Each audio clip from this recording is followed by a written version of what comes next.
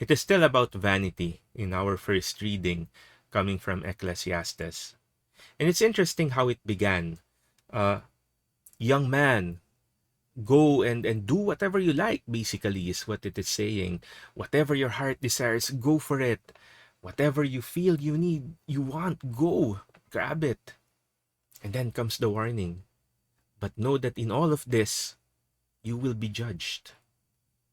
It's ironic and it's interesting because a lot of people go, in their prime. Their motto is, we only live once. We have to live life to the fullest. But the problem is how they define that. A lot of people are like the young man described in Ecclesiastes. They go ahead and look for things that they can acquire. Buy this, buy that.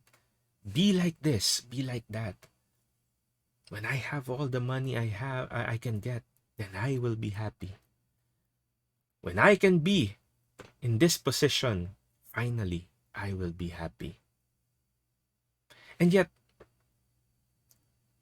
statistics show that depression and even suicide is highest among those who are rich. Even those who are famous. If you're familiar with the 27, then you know what I mean. Young people who have reached the peak of their richness and their popularity still kill themselves. You know what's ironic? The happiest people that anyone can know are the saints. In fact, there's a study that was done in the US trying to figure out who are the happiest people. And they found that it's the old women who are devout in church. And not just any old women, actually. Those women who are already old and not so rich. And why? Because they have given their lives to God. And they find happiness where it is actually not anywhere else. Brothers and sisters, you might be thinking that we only live once and it's only proper to live life to the fullest. Well, that's right. But life to the fullest is not how the world defines it, but rather how the author of life defines it.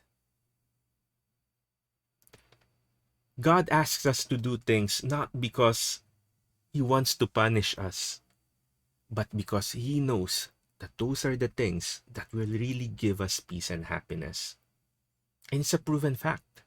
We look at the saints, we look at the results, the main characters of the survey, the old devout women.